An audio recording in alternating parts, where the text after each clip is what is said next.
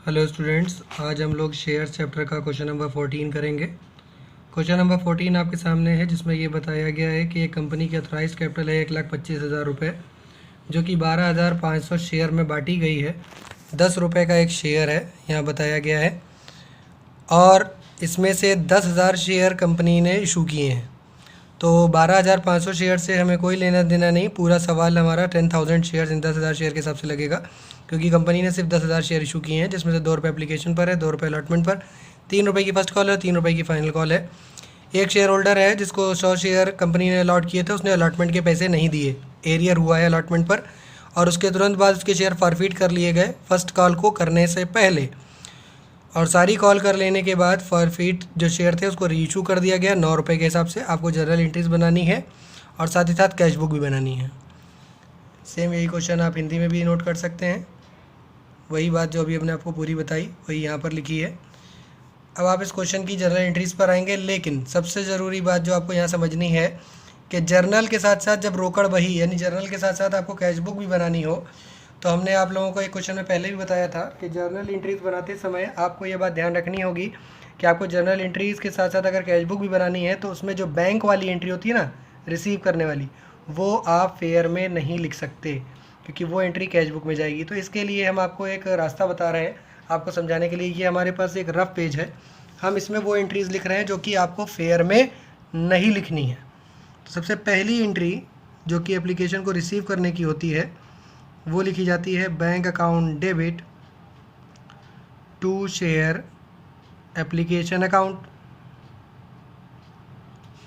अब अमाउंट भरेंगे यहाँ पर, तो अमाउंट भरने के लिए आपको शेयर देखने हैं 10,000 और एप्लीकेशन है 2 रुपीज़ का, तो 2 रुपये के रेट के हिसाब से मल्टीप्लाई कर देंगे, 20,000 रुपीज़ यहाँ पर फिल कर दिया जाएगा। मगर ये एंट्री रफ में ही रहेगी, ये फेयर में नहीं आएगी। यहाँ नरेशन हो सकता है बीइंग एप्लीकेशन मैंने रिसीव्ड, लेकिन क्या ज़रूरत पड़ती है, इसको ऐसी पड़ा रहेगा तो रफ में। लेकिन इसके बाद जो ट्रांसफ़र की एंट्री है वो फेयर में आएगी, ट्रांसफ़र वाली एंट्री यहाँ लिखेंगे। तो फेयर में ये पहली एंट्री है, ध्यान रखें आप लोग। आपको अपनी फेयर कॉपी में ये एंट्री लिखनी है, share application account debit to share capital account. जो एप्लीकेशन के पैसे आए थे 20,000 वही पूरे यहाँ फिल कर दिए जाएंगे, और नरेशन में लिख देंगे बीइंग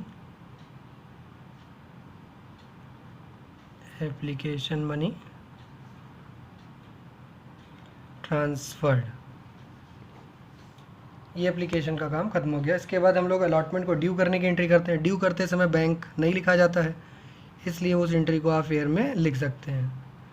तो ये हम अलॉटमेंट को ड्यू करने की एंट्री लिख रहे हैं, share allotment account debit to share capital account. और सवाल में कोई प्रीमियम नहीं था, इसलिए हमने यहाँ प्रीमियम नहीं लिखा है, प्रीमियम होता तो लिखते। नरेशन लिख देंगे बीइंग अलॉटमेंट मनी ड्यू, और अलॉटमेंट का रेट भी सेम बिल्कुल एप्लीकेशन की तरह ही है, क्योंकि इसमें भी बोला गया है कि 2 रुपीज़ का एप्लीकेशन था, 2 रुपीज़ का अलॉटमेंट भी है, 10,000 शेयर है, तो सेम अमाउंट आ जाएगा। 10,000 इंटू 2 करने से 20,000। अभी अलॉटमेंट की ड्यू की एंट्री हो गई। रिसीव की एंट्री में बैंक आता है, तो बैंक वाली एंट्री आप फेयर में लिख नहीं सकते, वो आपको रफ में लिखनी होगी। ये हम रफ में क्यों लिखवा रहे हैं, ताकि हमारे जब हम कैश बुक बनाएं तो वहाँ पर बनाते समय हमको ये सारी एंट्रियाँ लिखते समय कोई दिक्कत ना हो, इसलिए हम आपको रफ में लिख करके बता रहे हैं। अगर आप इन एंट्रीज़ को याद रख सकते हैं, मेमोराइज़ कर सकते हैं, तो आपको ये एंट्रीज़ रफ में लिखने की कोई ज़रूरत नहीं है। अब आप यहाँ पर देखेंगे तो अलॉटमेंट को रिसीव करते समय बोला गया कि एक शेयर होल्डर था जिसके पास 100 शेयर थे, उसने अलॉटमेंट के पैसे नहीं दिए। तो 100 शेयर थे उसके पास और उसने अलॉटमेंट के पैसे नहीं दिए, और अलॉटमेंट था 2 रुपये का, तो 100 इंटू 2 करेंगे तो आएगा 200, यानी 200 रुपये नहीं आए। तो अभी अलॉटमेंट में ड्यू में हमने कितना लिखा 20,000, और 20,000 में से 200 नहीं आए, तो रिसीव कितने हुए 19,800, 19,800। ये रफ में लिख रहे हैं हम लोग 19,800। इसके बाद अब अलॉटमेंट को रिसीव करने के बाद आप ज़रा ध्यान दें, तो क्वेश्चन में ये बोला गया था कि जिस एप्लीकेंट के 100 शेयर के पैसे थे जो उसने अलॉटमेंट पे नहीं दिए, his shares were forfeited before the first call was made. Allotment के बाद करना तो हमें ये चाहिए था कि हमें फर्स्ट कॉल ड्यू और रिसीव करनी चाहिए थी, लेकिन यहाँ ये बोला गया है कि आपको फर्स्ट कॉल करने से पहले ही इसके शेयर फॉरफीट कर लेना है। तो फॉरफीचर की एंट्री लिखेंगे, share capital account debit. Forfeiture की एंट्री है बेटा ये, share capital account debit to share allotment account, जहाँ पर एरियर हुआ है उसका नाम, और साथ में to share forfeiture account. Forfeiture की एंट्री में कैपिटल डेबिट में ज़रूर होगा और शेयर फॉरफीचर क्रेडिट में होगा। कितने शेयर यहाँ पर फॉरफीट करने की बात हो रही है? 100 शेयर्स। तो नरेशन लिखेंगे बीइंग 100 शेयर्स फॉरफीटेड, और इसके अमाउंट को फिल करेंगे। तो अमाउंट को फिल करते समय आप लोग ज़रा ध्यान दें, अमाउंट किस तरह से फिल किया जा रहा है। अमाउंट जो होता है वो कॉल्ड अप के अनुसार भरा जाता है। कॉल्ड अप का मतलब कहने का ये है कि 100 शेयर्स हैं और अभी तक सवाल कितने का लगाया जा चुका है। ज़रा सवाल पे ध्यान दें, 2 रुपये एप्लीकेशन के और 2 रुपये अलॉटमेंट के। अभी तक सवाल सिर्फ यहीं तक लगा है, अभी हम लोग कॉल तक नहीं पहुँचे। तो 4 रुपये तक सवाल लगा है शेयर के रेट तक। तो 100 इंटू 4 करेंगे तो आएगा, कैपिटल में भरा जाएगा 400, और अलॉटमेंट में कितने रुपए का एरियर हुआ है जो भी हमने रफ में एंट्री लिखी है उसका अमाउंट भरा है। तो उसमें 200 रुपये हमने घटाए थे अलॉटमेंट के एरियर के, 200 रुपये यहाँ भरे जाएंगे और 400 में से 200 घटा करके फॉरफीचर में अमाउंट भरा जाएगा। फॉरफीचर का अमाउंट हमेशा ऐसा ही लेस करके ही निकाला जाता है। इसके बाद हम लोग फर्स्ट कॉल ड्यू करेंगे और फर्स्ट कॉल को रिसीव करेंगे। तो फर्स्ट कॉल को ड्यू करने की एंट्री लिखेंगे हम लोग, share first call account debit to share capital account. Narration हो जाएगा being amount of first call, being amount of first call due for 9,900 shares. इस बात को आपको समझना है, हमने यहाँ 9,900 शेयर्स क्यों लिखा, क्योंकि क्वेश्चन में अभी तक जो आपने एप्लीकेशन और अलॉटमेंट की एंट्री करी है, क्वेश्चन नंबर 14 हम लोग कर रहे हैं अभी तक, तो 10,000 के हिसाब से करी है। लेकिन 10,000 में से जब 100 शेयर्स फॉरफीट किए जा चुके हैं, यानी जिनके शेयर कंपनी ने छीन लिए हैं, तो उन लोगों को अब आगे कॉल पर नहीं बुलाया जाएगा। तो अब यहाँ पर पूरे 10,000 शेयर को नहीं बुलाया जा रहा है, उसमें से 100 कम हो गए, 100 कम हो गए, तो अब 9,900 लोगों को बुलाया जा रहा है। तो इसको रफ में कैलकुलेट कैसे करेंगे, 9,900 शेयर्स इंटू 3 रुपये का फर्स्ट कॉल का रेट है, इन दोनों को मल्टीप्लाई करेंगे तो मल्टीप्लाई करने पाएगा 29,700। ये अमाउंट यहाँ पर फिल किया जाएगा फर्स्ट कॉल को ड्यू करते समय 29,700, यही अमाउंट ड्यू होगा। और उसके बाद रिसीव की एंट्री करेंगे, रिसीव की एंट्री में बैंक आएगा, इसलिए आप फेयर में नहीं लिख सकते क्योंकि आपको कैश बुक बनानी है, इसलिए हम इसको रफ में यहाँ पर लिख रहे हैं, bank account debit to share first call account, और अमाउंट वही जो भी हमने भरा 29,700। ये फर्स्ट कॉल को रिसीव करने की एंट्री हमने लिख लिया। फर्स्ट कॉल ड्यू हो गया, रिसीव हो गया। अब इसके बाद आपके क्वेश्चन में जो दूसरी कॉल है जिसको बोला गया है फाइनल कॉल, फाइनल कॉल 3 रुपये की है, अंतिम याचना। तो फाइनल कॉल को ड्यू करेंगे तो उसकी एंट्री लिखेंगे हम लोग यहाँ पर, share final call account debit to share capital account, share final call account debit to share capital account, और नरेशन हो जाएगा being amount of final call due for 9,900 shares. Same जो फर्स्ट कॉल में किया गया था वही फाइनल कॉल में, और फर्स्ट कॉल भी 3 रुपये की थी, फाइनल कॉल भी 3 रुपये की थी, इसलिए सेम अमाउंट जो फर्स्ट कॉल में भरा गया था वही अमाउंट सेम यहाँ रिपीट हो जाएगा 29,700। और ये फर्स्ट कॉल फाइनल कॉल को ड्यू करने की एंट्री है, इसको रिसीव करने की एंट्री हम लोग फेयर में नहीं लिख सकते, इसलिए इस एंट्री को भी हम रफ में लिख रहे हैं, bank account debit to share final call account, और अमाउंट आएगा 29,700। अब इसके बाद आप क्वेश्चन में देखेंगे तो बोला ये गया है कि फॉरफीट करने के बाद शेयर्स को 9 रुपये के हिसाब से रीइशू कर दिया गया। 9 रुपये के हिसाब से रीइशू करने का मतलब होता है कि शेयर का ओरिजिनल रेट था 10 रुपये और 10 रुपये से कम पर, यानी डिस्काउंट पर रीइशू किया जा रहा है। तो रीइशू करने की जो एंट्री होती है वो क्या लिखी जाती है, हम रफ में सिर्फ आपको समझा रहे हैं, इसको समझने की कोशिश करें। Bank account debit share forfeiture account debit bank account debit, share for future account debit to share capital account. ये एंट्री होती है नॉर्मली रीइशू करने की, जब कभी भी शेयर एट पार से कम पर किया जाता है, यानी 10 रुपये वाला शेयर 10 से कम पर इशू किया जाएगा, तो ये एंट्री होगी।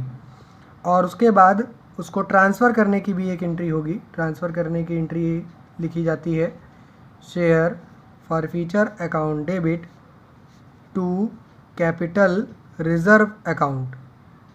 ठीक है बेटा, अब आप ज़रा ध्यान दें, ये दो एंट्रियाँ यहाँ पर हमको लिखनी चाहिए थी फेयर में, लेकिन क्योंकि जो बैंक शब्द है इसको हम लोग फेयर में तो लिख नहीं सकते क्योंकि हमें कैश बुक बनानी है, तो ये एंट्री यहाँ से बैंक वाली रफ में आ जाएगी। और ये एंट्री जो फॉर फ्यूचर को बोल रही है, ध्यान रखो ये दो है ना, एक तो है bank account debit to share capital और एक है share for future account debit to share capital.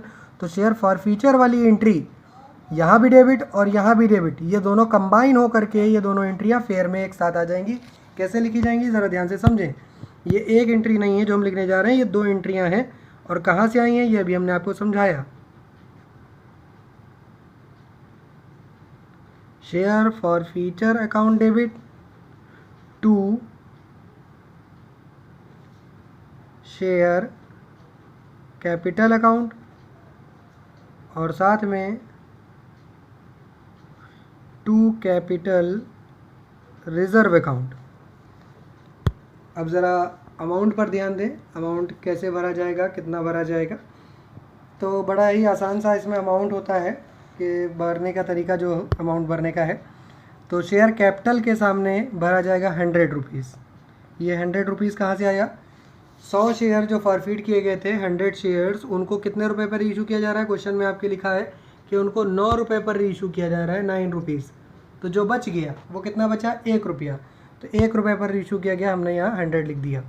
ठीक है, और ऊपर शेयर फॉर फ्यूचर में कितने रुपए आया था? 200 रुपये। तो वही शेयर फॉर फ्यूचर में हम यहाँ लिख रहे हैं 200।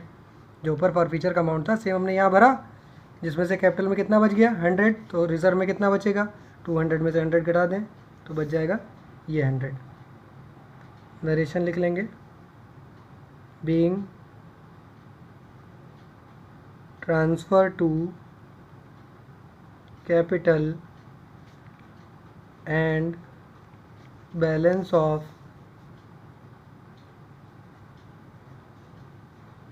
Share for future transfer to capital reserve account, capital reserve account. तो जब सारी जर्नल एंट्रीज़ कंप्लीट हो जाएंगी तो उसके बाद हम लोग बनाएंगे कैश बुक। कैश बुक में अभी हमने यहाँ पर पेंसिल से लाइन बना ली है, आप लोग यहाँ हेडिंग डाल सकते हैं, date particulars amount, date particulars amount. अब यहाँ पर कैश बुक में जितनी भी एंट्रीज़ फेयर में आई हैं वो बैंक वाली एंट्रीज़ हमने नहीं लिखी हैं। बैंक वाली सारी एंट्रीज़ हमने रफ पेज पर लिखी हैं। वो सारी रफ पेज पे जो एंट्रियाँ लिखी हैं वो सब कैश बुक में लिखी जाएंगी। पहली एंट्री है bank on debit to share application 20,000। तो सबसे पहली एंट्री यहाँ लिखेंगे,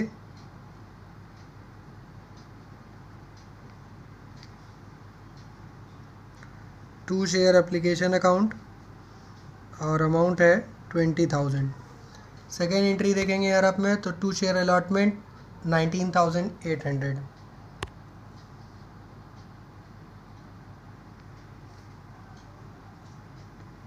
टू शेयर अलॉटमेंट में लिखेंगे 19,800।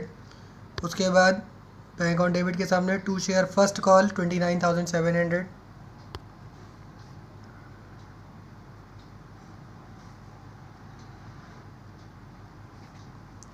To share first call account के सामने 29,700 और यहाँ पर फर्स्ट कॉल के बाद फाइनल कॉल, ये भी 29,700 है। तो इसी के नीचे लिखेंगे to share final call account 29,700। और इसके बाद जो रीइशू की एंट्री थी इसमें भी यहाँ पर बैंक आया था, क्योंकि रीइशू की जो नॉर्मल एंट्री होती है bank account debit share for future account debit to share capital, उसमें 100 शेयर के हिसाब से हमने अमाउंट भरा है। 10 रुपीज़ की पूरी कैपिटल बनेगी, क्योंकि पूरा सवाल 10 रुपये का था। 100 × 10 करने से कैपिटल बनेगी 1000 और जितने रुपए से रीइशू किया गया, जो कि आपके क्वेश्चन में लिखा है 9 रुपये से रीइशू किया गया, तो 100 इंटू 900 बैंक में जाएगा और 1000 में से 900 घटाने के बाद फॉरफीचर में 100 आएगा। तो क्योंकि फॉरफीचर तो हमने यहाँ पर फेयर में जनरल एंट्री में लिख चुके हैं, तो बैंक के अपोजिट वाली एंट्री आएगी खाली 2 शेयर कैपिटल और अमाउंट बैंक वाला। तो यहाँ पर एक एंट्री लास्ट में और आएगी। अगर रीइशू नहीं किया गया होता तो ये एंट्री नहीं आती। 2 शेयर कैपिटल अकाउंट जिसका अमाउंट है 900 रुपीज़। इसके बाद दूसरी साइड पर कोई भी एंट्री नहीं है, वहाँ पर हम लोग देख देंगे बाई बैलेंस CD, और इस सब को टोटल करेंगे, जो टोटल आएगा वही बैलेंस CD होगा। आप इसको रफ में जोड़ के देखना, इसका टोटल आ रहा है 100,100, 1,01,100 रुपये, 1,00,100। तो 100,100 यहाँ पर भी लिख देंगे। ये हो गया इसका टोटल इस तरह से। तो अब हमें आपको यहाँ बता दे रहे हैं फेयर में आपको कितनी एंट्रीज़ लिखनी है। एक तो ये एप्लीकेशन की ट्रांसफ़र वाली एंट्री, और ये सेकेंड एंट्री है शेयर अलॉटमेंट को ड्यू करने की एंट्री। इसके बाद यहाँ पर ये फॉरफीचर करने की एंट्री लिखी हुई है, ये फर्स्ट कॉल को ड्यू करने की एंट्री है, ये फाइनल कॉल को ड्यू करने की एंट्री है, और ये लास्ट में रीइशू की एंट्री फॉरफीचर 2 शेयर कैपिटल है, और ट्रांसफ़र की entry share forfeiture account debit 2 share capital reserve है। दोनों को एक में मर्ज करके लिखा गया है, और लास्ट में उसके बाद बनाया गया है कैश बुक। कैश बुक में जितनी भी एंट्री आई हैं वो सारी एंट्रीज हमने रफ में से एंट्रियों को लिखा था, वहाँ से हमने इसको यहाँ पर नोट किया है, और बाद में हमने इसको पेंसिल से ओवर कर दिया है। तो जो भी एंट्रीज हमने रफ में लिखी थी, आप वो चाहें तो रफ में लिख भी सकते हैं, और अगर आपको ना लिखना हो तो आप उसको मेमोराइज़ करके ऐसे भी कैश बुक बना सकते हैं। तो अब आप यहाँ समझ सकते हैं कि जर्नल एंट्री करते समय हमने कहीं पर भी, किसी भी जर्नल एंट्री में हमने बैंक शब्द का इस्तेमाल नहीं किया है, क्योंकि हमें इस क्वेश्चन में कैश बुक बनानी थी, इसलिए जर्नल एंट्री में बैंक शब्द का इस्तेमाल नहीं किया गया है। वो सारी एंट्रीज इसके अंदर में हैं। तो आई होप कि आप लोगों को ये बात अच्छे से समझ में आ गई होगी कि जब कैश बुक बनानी होती है तो उसका जर्नल एंट्रीज़ पर क्या इफ़ेक्ट पड़ता है और जर्नल एंट्रीज़ किस तरह से लिखी जाती हैं। अगर ये सारी बातें आपको क्लियर हो गई हो तो इस वीडियो को लाइक करें। चैनल को अगर आपने अभी तक सब्सक्राइब नहीं किया तो चैनल को सब्सक्राइब करें, बेल आइकन को प्रेस करें, और भी लोगों तक इस वीडियो को पहुंचाने के लिए इसको शेयर करें। Thank you.